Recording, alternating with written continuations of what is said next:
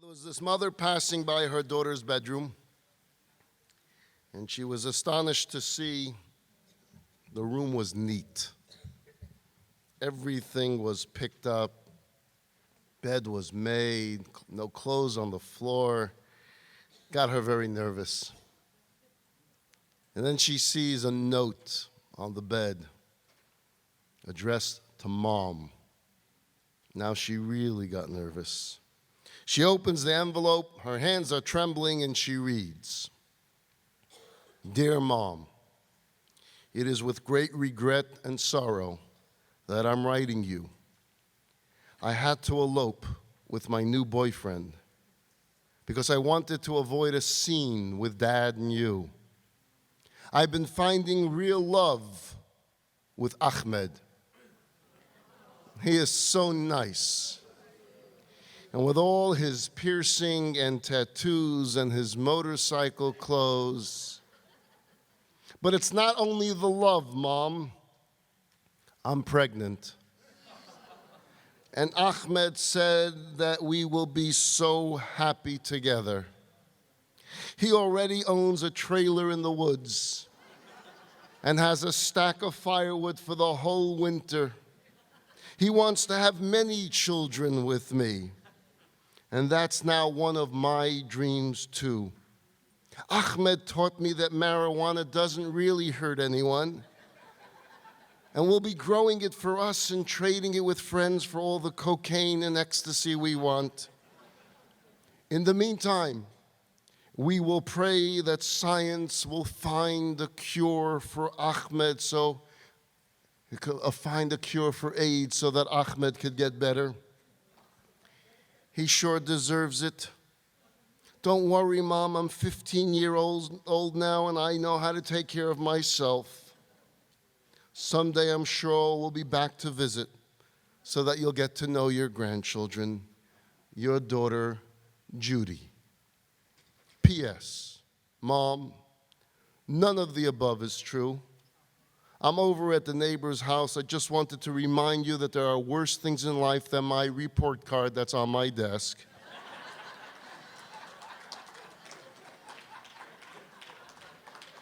I love you. Call when it's safe to come home.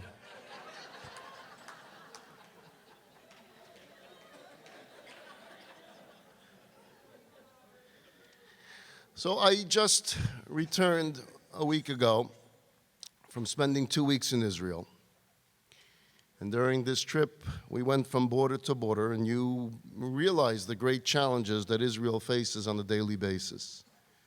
We were there for that Temple Mount attack, the murder of 2 Israeli police officers, and then the anger when Israel puts metal detectors, which any of us that have to go to a Dodger or Yankee game have to go through. And yet the whole world erupts against Israel. How dare you put a metal detector? All they were trying to do was smuggle some machine guns onto the Temple Mount. Who are you to put metal detectors? And you realize that Israel is surrounded by these cauldrons of chaos and turmoil and instability all around it. What's taking place in Syria, what's taking place in Egypt, what's taking place in Lebanon, all threatening to boil over at any time. And so we often find ourselves asking, what's going to be? What does the future hold? Where do the answers lie? Who will help?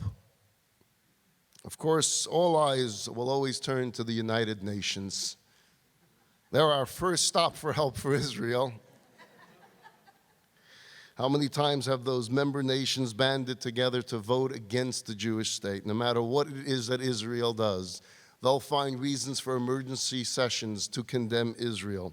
The only democracy, the only truly free, humane, civilized society in the region is continuously isolated and demonized by this body over and over again. The UN Human Rights Council has issued more condemnations of Israel than all other countries of the world combined. Think about it. More than all countries of the world combined, they have condemned Israel. So if you total the total condemnations of Israel, I believe the number would be like 61 or 62. The total of all other condemnations of this body for any other country in the world is 55. And so North Korea is just this wonderful place to live. They've gotten 8 condemnations, Israel 61. Think about the hypocrisy of what we face.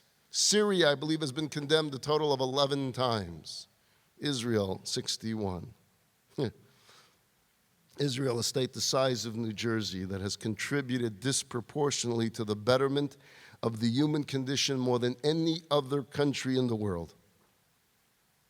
Whether in the arena of the advancement of medicine, science, technology, agriculture, or any other vital human endeavor, is somehow the biggest threat on the face of the earth. So surely that institution has the credibility and the unbiased objectivity to determine Israel's fates, because they will lead to peace in the region. You know, we keep hearing about peace. Is that what this charade is really all about, peace? Is that how people of peace truly go about pursuing it? With unilateral declarations of statehood without the decency to even recognize the right of Israel to exist? The motto of Hamas is that we love death as much as Jews love life. They idolize death. They make it the pathway to heaven. How does one make peace with people who just want you dead? Or as Golda Meir once put it, when the Arabs love their children more than they hate us, then there will be peace. And of course, with everything going on all around Israel, Iran continues to rant and rave. That old description of Israel as a lone sheep surrounded by 70 wolves is as accurate today as it ever was. So back to the question, what's going to be? How will this all play out? Now, events going on in other parts of the world are not much less disconcerting. All throughout Europe, in some countries more than others, it seems that radical Islam has gained a foothold and continues to terrorize mass populations. And thank God here in America, generally speaking, we don't have to confront the hatred of anti-Semitism on a regular basis. Certainly not as in other parts of the world, and certainly not as much as we did in the past. Today in America, however, the greatest threat to our survival is sadly of our own doing, or lack of doing. How tragic that now that we're able to live in relative comfort and peace, we are in greater danger than ever of losing our identity. We're losing Jews by the hundreds of thousands, not at the hands of enemies, but as a result of assimilation, of apathy, of unawareness, of indifference to Judaism and to Jewish tradition. Alan Dershowitz wrote a book called The Vanishing American Jew. Has anyone read Dershowitz's book? I'm glad just a few. He writes, many have no idea what it means to be Jewish, except that it distinguishes them from Christians and other non-Jews. He writes some very tough stuff. They know that they do not want their children to be Christians, but they don't know what they do want them to be. They want them to be identified with Jewish causes, but not too identified. They want them to live Jewish lives, but not too Jewish. They want them to be part of a long tradition, but not too bound by it. They want them to support Israel, but not too zealously. They want them to be charitable and concerned with human rights without being too extreme about it. But most of all, they don't want their children to become non-Jews, because that would be an abandonment of something that's important, though they themselves cannot define what is important about it or why it's important. Dershowitz points out in this book that without Jewish education, there is no continuity of tradition and therefore no continuity to Jewish identity. Because trying to transmit some abstract sense of Jewish culture from one generation to the next, without Judaism, without Yiddishkeit, without a sense of real commitment and sacrifice, is a fallacy, he says. It doesn't work. And then he brings down this famous Harvard study from decades back.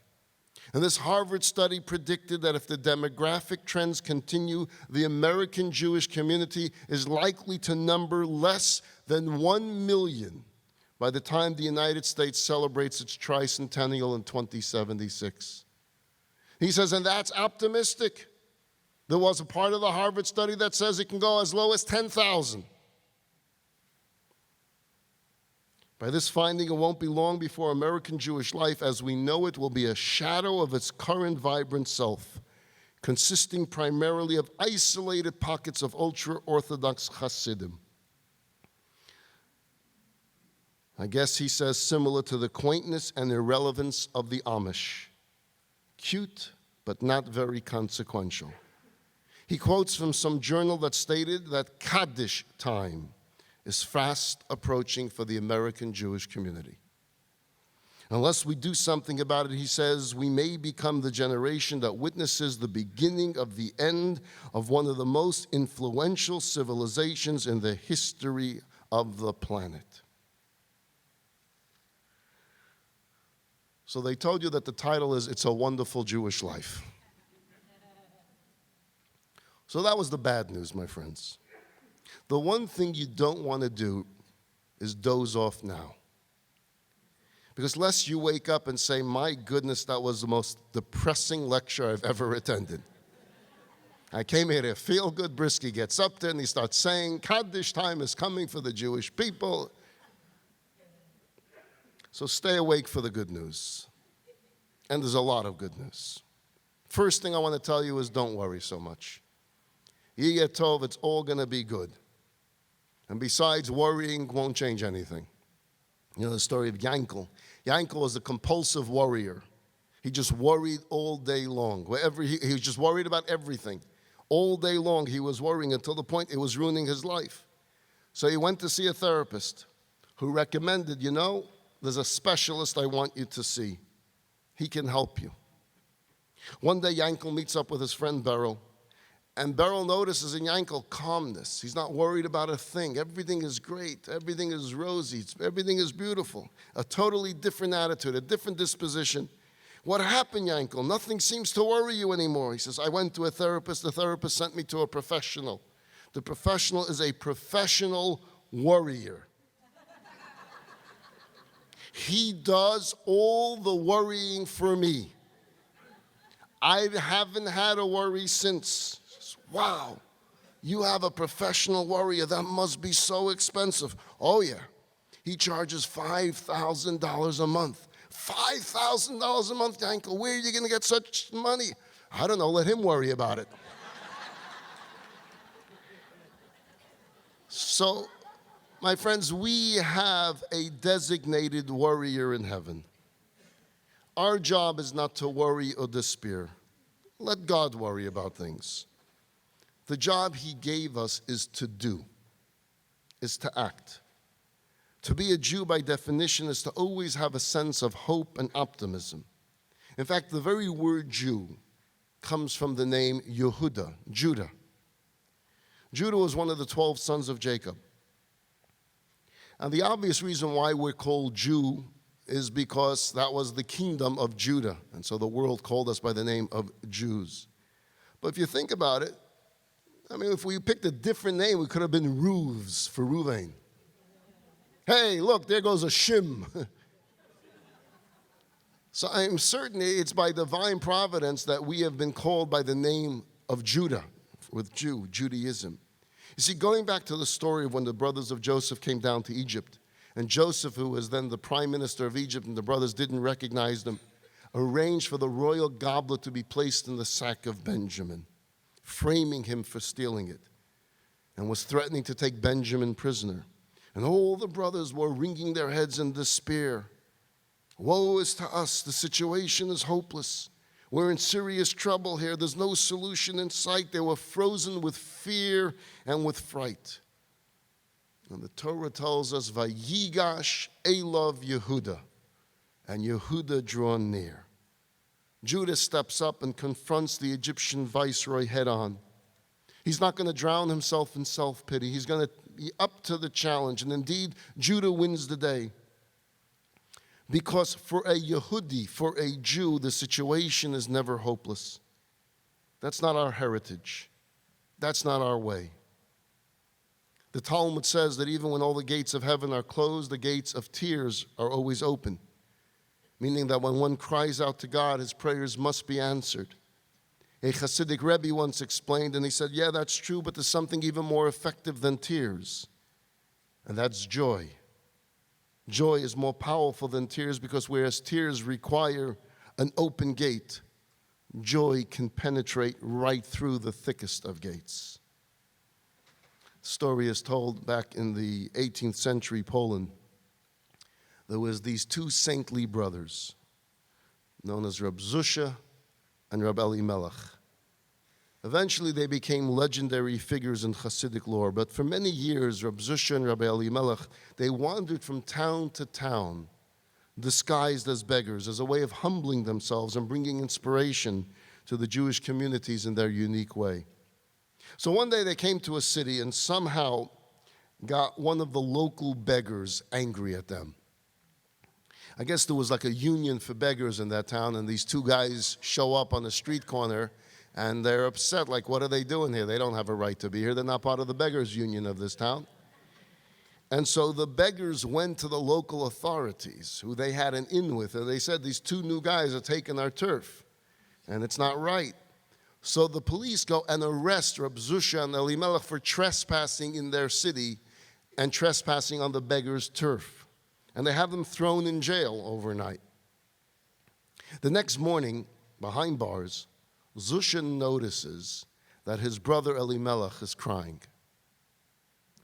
So Zusha says, Elimelech, come on, why are you crying? You're letting this get to you. Our whole charade of being beggars is all about humility. Look, we're here, that's good, it's good stuff. We're here and pray, it doesn't get better than this. This is all part of the plan. Why are you crying? Why are you letting this get to you? So Elimelech says, Zusha, I'm not crying because I'm in jail. That's not why I'm crying. I'm crying because of that. And he points to a pail which the inmates in that cell used as the toilet. He says, I'm crying because of that, because we're not allowed to pray in a room that is so inundated with that odor. You can't pray in a room that has that smell. And therefore, this will be the first time that I get up in the morning and I'm not putting on my talis and tefillin to daven, because you're not allowed to daven in this room. And that's why I'm crying. Zusha says, that's why you're upset? He says, yeah, I can't connect to God. I can't offer my prayers to God. So Zusha says, Elimelech, my dear brother, but you are connecting to God. You see, the same God who commanded you to pray each morning also commanded you to abstain from praying under certain circumstances, right? Yeah. So in a place like this, you connect to God by the absence of prayer, because that's what God asked you to do. So now you're serving God in a different way, but you're still following his instructions. This perspective totally changed things for Rabbi Elimelech. Wow, my brother's right. So he's so joyous and he's so happy about this newfound relationship with God that he's discovered in this jail cell, that he cannot pray because of the bucket, that he gets up and he starts dancing of joy. Well, his brother sees Elimelech dancing, he joins him in dancing. And you have Zusha and Elimelech, two Hasidic individuals in the middle of a prison cell, dancing. So the other inmates in the cell, it catches on. If they're dancing, why don't we dance too? And they join the dance, and soon everybody is dancing in this cell. The warden hears this commotion, and he comes and he yells, stop the dancing. And they can't stop because they're too caught up in their joy and their celebration. So the warden pulls one guy out. You will tell me, what's the dancing all about? He says, warden, I don't really get it. I don't know.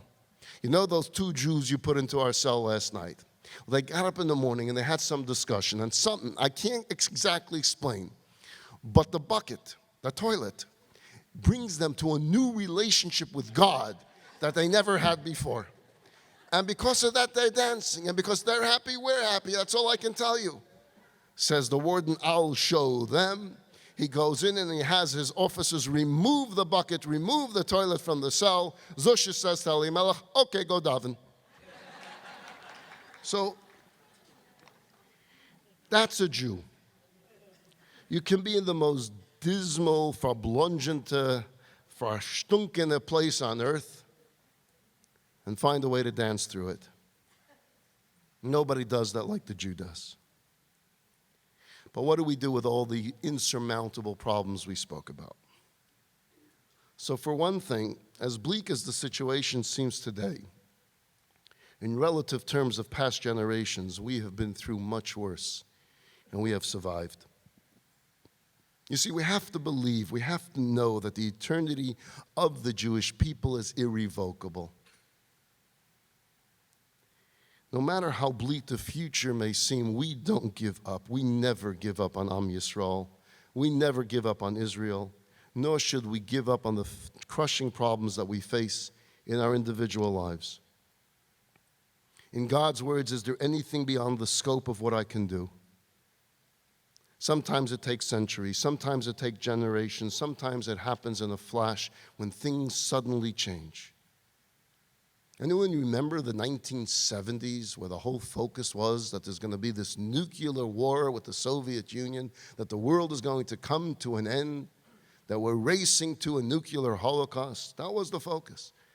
What happened to the Soviet Union? It collapsed overnight. There were no tanks, there was no World War III. It simply collapsed in the blink of an eye, in a snap. Being a Jew means that you don't give up in the face of great challenges. You don't give up on the most precious things you have, and that's your own soul.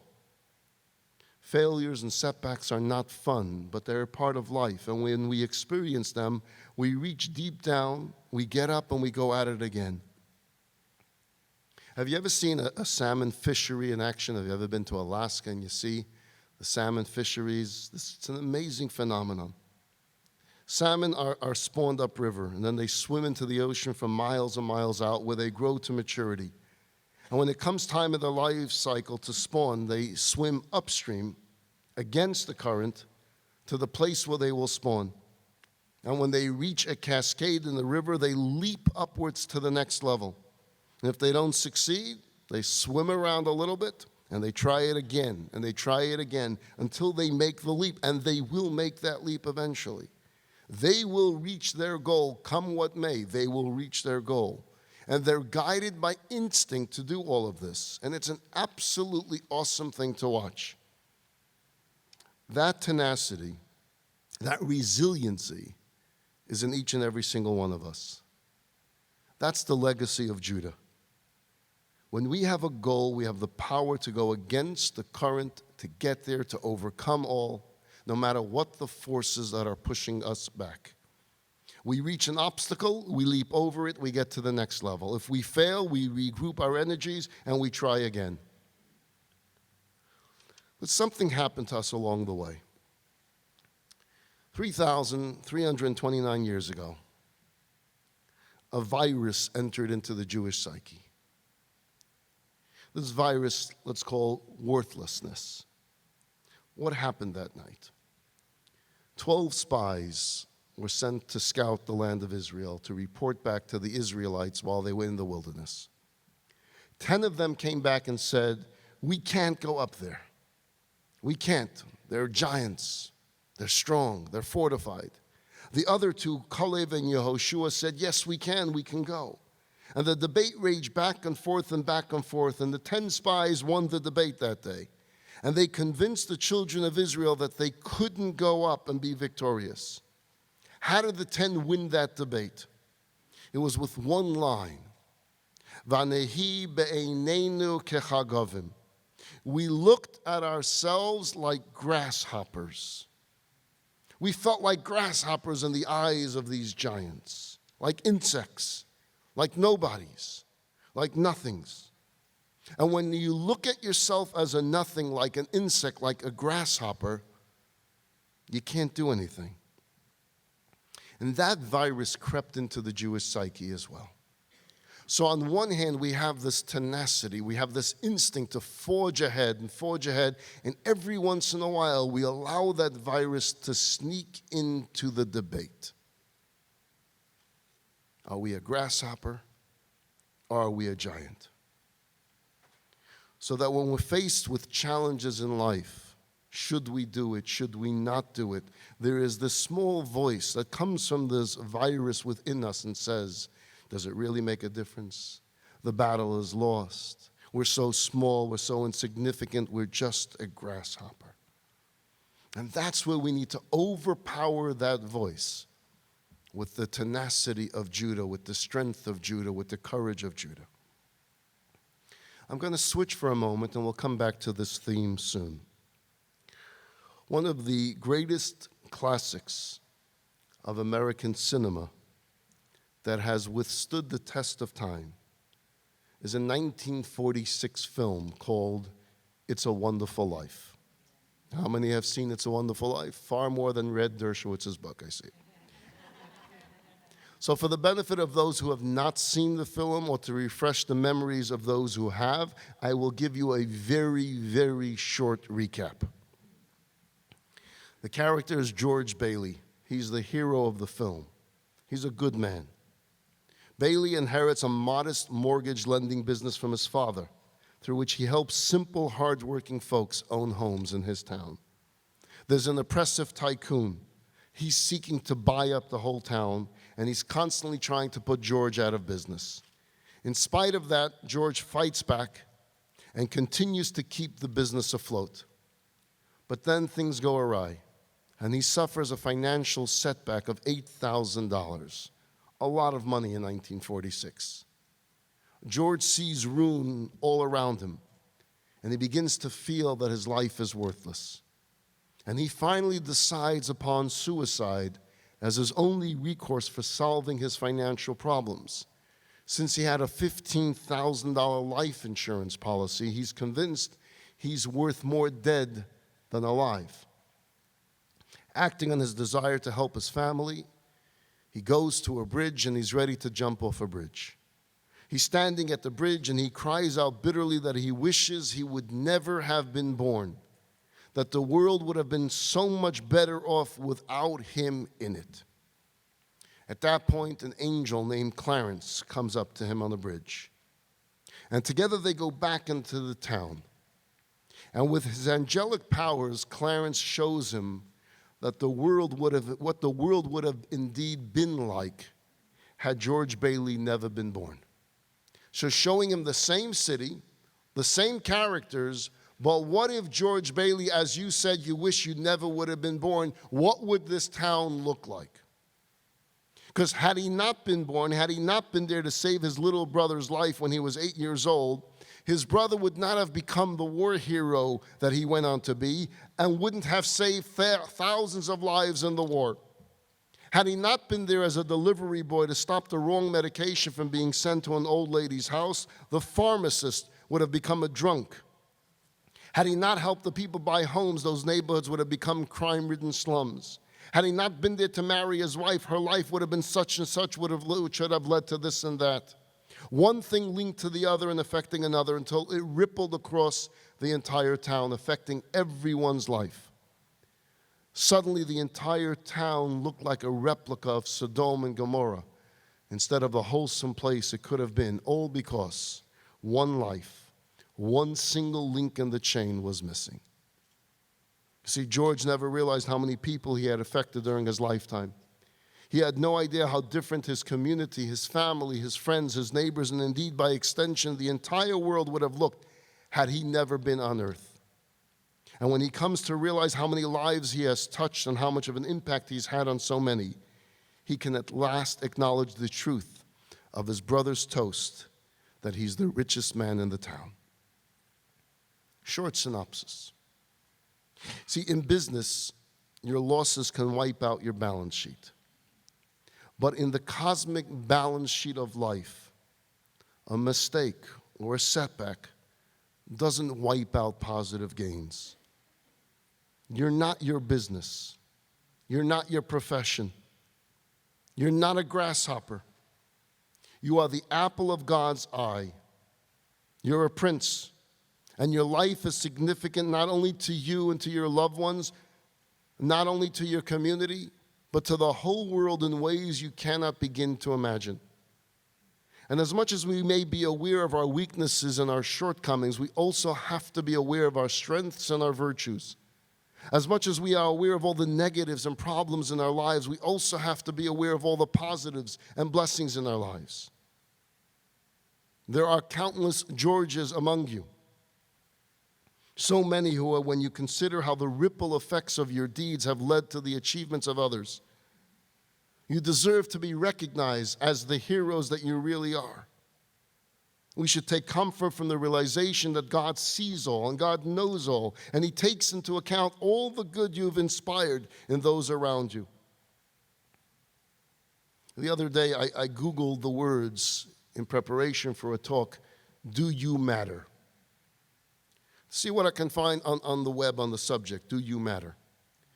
And the first result that comes up was a link to a book titled, "Do You Matter?" And it had a subtitle, "How Great Design Will Make People Love Your Company." Nothing about you, nothing about the relationships in your life, nothing about the kindness you extended to a neighbor. Do you matter? It depends on your company. It depends on your business. If your company has a nice logo and attracts a lot of people, you matter. But if not, you're a schmagegi, because you haven't come up with a nice logo. You see, Judaism rejects this notion in the most powerful of ways. Birth is God's way of saying you matter. We're not grasshoppers, even if we don't have nice logos, even if we don't own a company, even if we're unemployed. You're not a grasshopper. Society tends to ask the question, how much are you worth? And when they ask that question, they're looking for a dollar value. Judaism says nonsense. How much are you worth has nothing to do with what's in your bank account. The world would be a different world today if you were not here. Each of us have been allotted a certain section of this globe with certain unique talents. And the people you meet and the experiences you have and the places you go and the objects you'll obtain are all allocated to you in order to transform them, to leave the world differently than the way it was before you entered the world. And sometimes it takes years for the true beauty of our own lives and significance to be recognized. But never for one moment doubt that your life makes a difference. Our lives and our destinies are all interlinked. They're all interconnected. As a wise man once said, true heroism is that of simple folk who do their daily job without fanfare or fame, but whose influence is like a pebble in the pond that creates ripples that spread far and wide. We all have defining moments, moments of opportunities to make the world better. In order to do so, we have to take that grasshopper mentality that's hidden somewhere within us and park it and put it aside and allow the Judah within us to stand strong, to stand tall.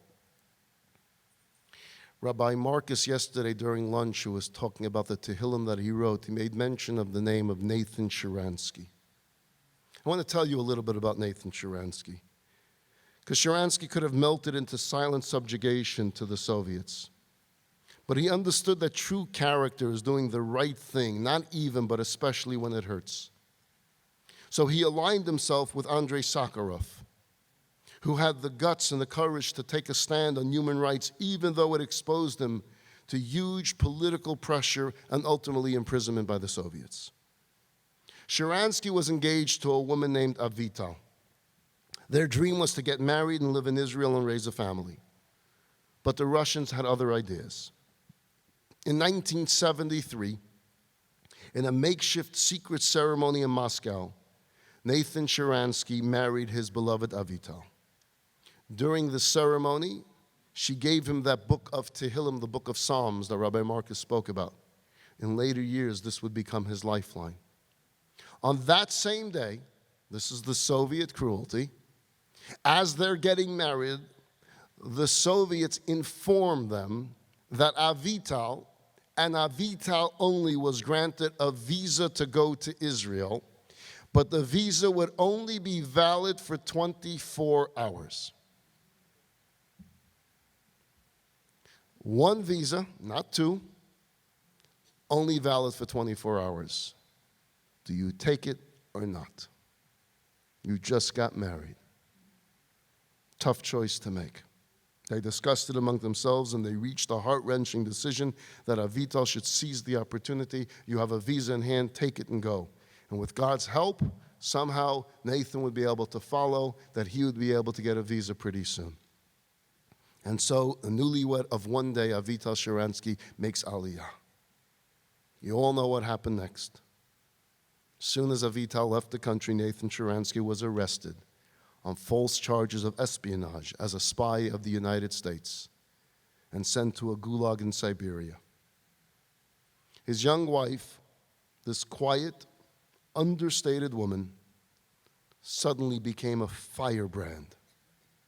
She was shy all of her life, but this was not the time for shyness. Maybe she thought she was a grasshopper, but a grasshopper no more. She became a Judah. And she started speaking out loudly, demanding that her husband, who was guilty of no crime, be set free. First, she knocked on every door in Israel. And then she came to America and knocked on every congressman's door and every senator's door and every federation door, and went from synagogue to synagogue, speaking to the Jewish community to let the name of Natan Sharansky be known. Every one of us heard of his name, and if we heard of his name, it was because of one shy woman that decided she was not a grasshopper. She was going to let the world know the plight of her husband, who was imprisoned in the gulags of Siberia. It was a man named Gordon Zaks of blessed memory. He was very involved in the Jewish Federation on the East Coast. He took Avital Sharansky's cry under his wing. He made her cry his cry. And he arranged for her to have all these meetings with powerful people throughout the world, with cabinet members and important senators. But the most memorable of all of these meetings took place on May 28th, 1981, where Gordon Zaks arranged for Avital Sharansky to meet with President Ronald Reagan in the Oval Office.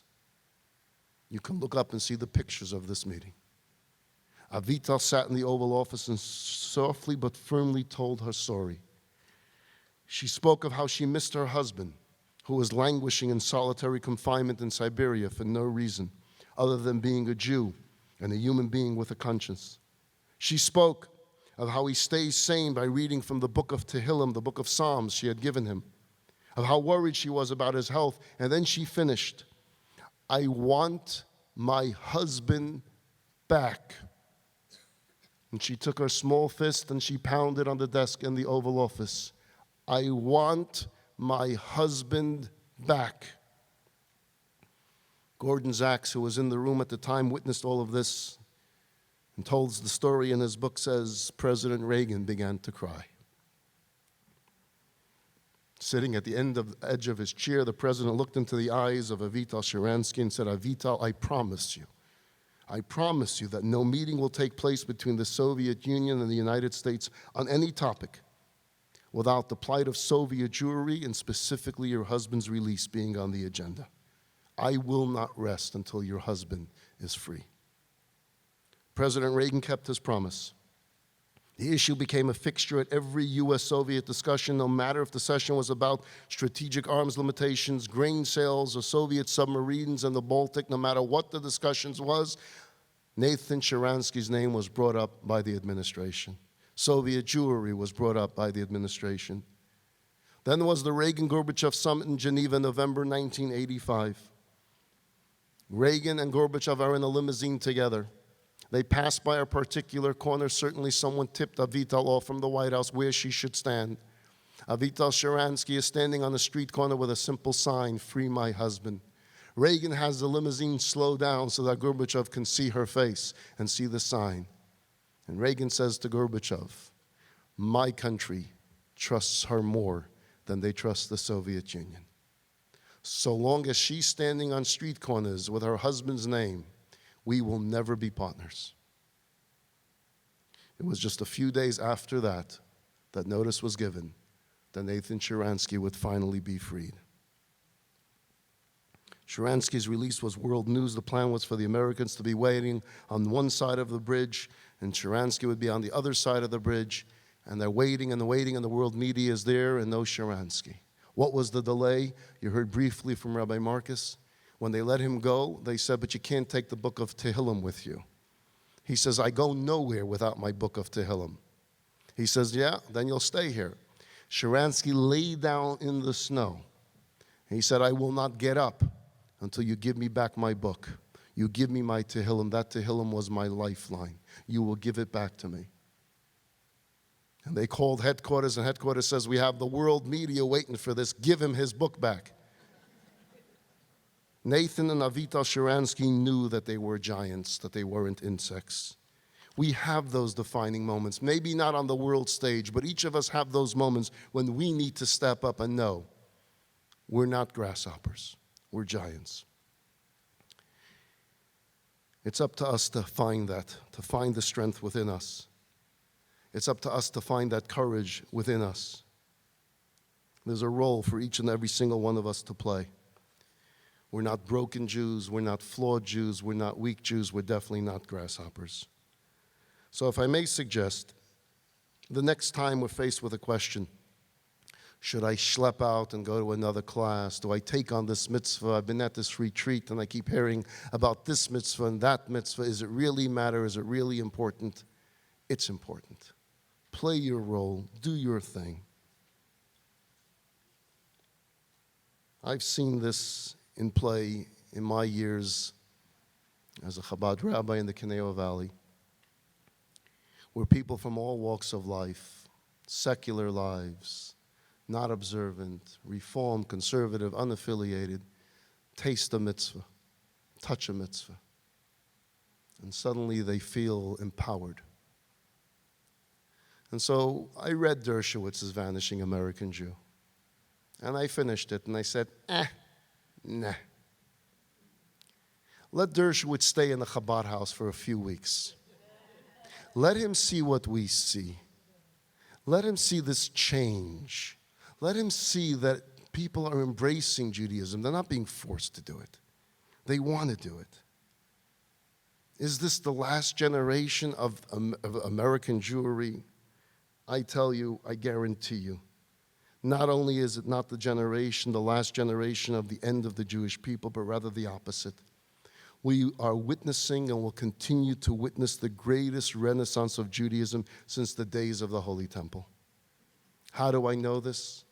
Because it's already happening. And this is something that the naysayers cannot grasp, because rather than be infused by the Judah phenomenon of hope and strength, they're overcome by a grasshopper syndrome. The grasshopper syndrome says mathematically the Jewish people are coming to an end, and the Judah syndrome says Jewish existence doesn't follow the laws of mathematics, doesn't follow the laws of nature, and even the laws of history. It never has, and it never will. I want to conclude, and I know Rabbi Epstein is going to come in and stop me very soon, so I'll try to bargain for a few extra minutes. But you know, you could stand in Israel and you could read the wrong newspapers and be very pessimistic. You read the Ma'ariv newspaper, and this is bad, and this is bad, and this is bad. Or you can put the newspapers aside and just open your eyes. And you can see the Judah phenomenon all over Israel today. I want to give you three quick snapshots. I visited on the first day I was there, the city of Hebron.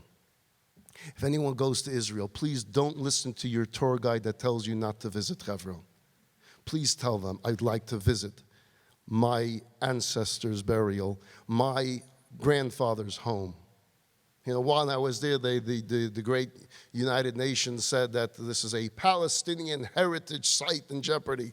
I said, really? It's my Zaidi is buried here. Anyway, while visiting, there's a small community, Jewish community of 400 Jews living in the city of Hebron today. In one of the small Jewish enclaves I went to, I saw this 2-year-old little girl, and she's on a swing set, and she's swinging on the swing. And I stopped and I began to cry. And here's why. There was no one around her. She's just swinging on a swing. 2-year-old girl in the middle of the city of Hebron, of Abraham's first city. She is surrounded by 600,000 Arabs. 600,000 Arabs. And this little girl doesn't care. because she knows this is my city, this is my land, no one's taking it from me. Judah, we're not grasshoppers. I had a tour guide that works in the intelligence agency take me to the Syrian border in the Golan Heights. And he told me from a particular intelligence place, the Israeli version of the NSA, they can listen to a conversation taking place in a coffee shop anywhere in Syria. There's no civil war in Syria of two groups. There's a civil war in Syria of 47 different groups. Israel knows every single one of these groups. They know every single one of their actions. They know every single one involved because they have the strength, because they have the heights, because they control the Golan Heights.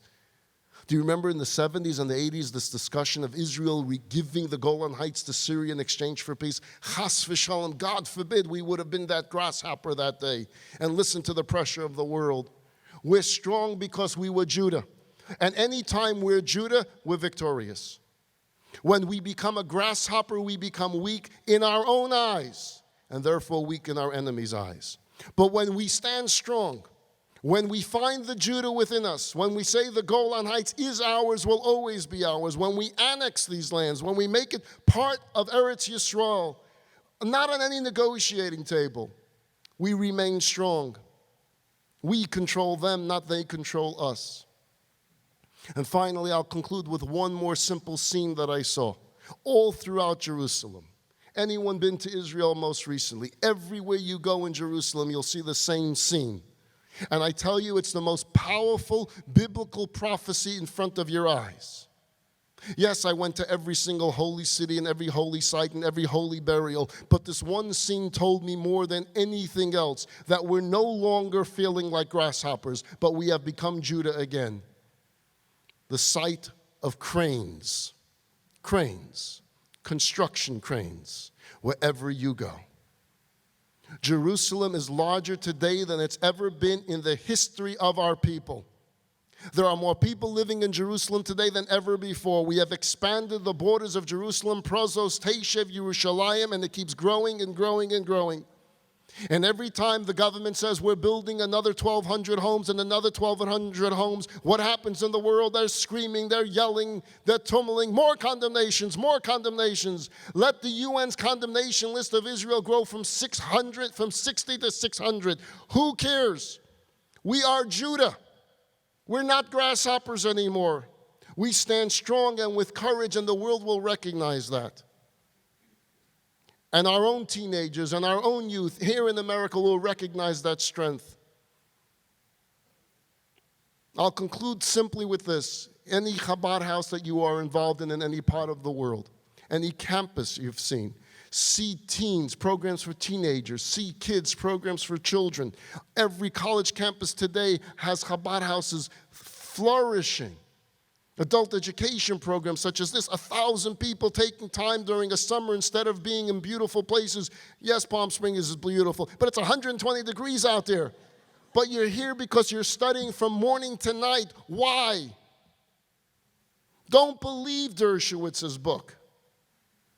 It's a wonderful Jewish life. We have a wonderful future.